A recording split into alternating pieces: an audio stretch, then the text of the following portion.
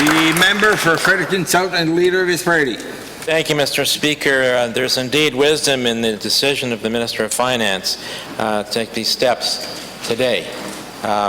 We are going to need, as a province, to support the most vulnerable and the most affected, and that is yet not clear who is going to be most affected and who's going to be most at risk as we only begin to understand the consequences of this pandemic. So we're going to need to muster our financial resources as we can. The Premier has said he will spend money to assist with the consequences of the pandemic where it will get results. And Mr. Speaker, that's what we need to be talking about. What are the results we want to get? I agree with the Premier. We need to spend money to get results. So let's start having the discussion about what those results are. It would be spending with a purpose, Mr. Speaker.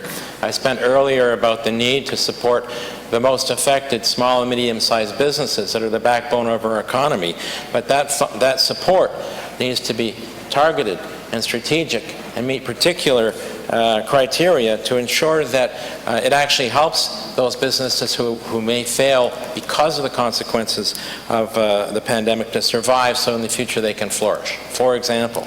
And we can talk about a lot of other things, Mr. Speaker. People who are at risk of losing their homes and their shelter, their accommodations, Mr. Speaker, very soon. So we can talk about strategically, with a purpose, how do we ensure people remain securely housed? And the list goes on. But let's have that discussion. And Mr. Speaker, I've proposed a select committee on resilience for our society and economy, and perhaps that is the place where we can collaborate together, carrying forward the spirit from the COVID Cabinet Committee into this Legislative Assembly through that committee to talk about what are the results we want and then move forward to deliver them. Thank you, Mr. Speaker.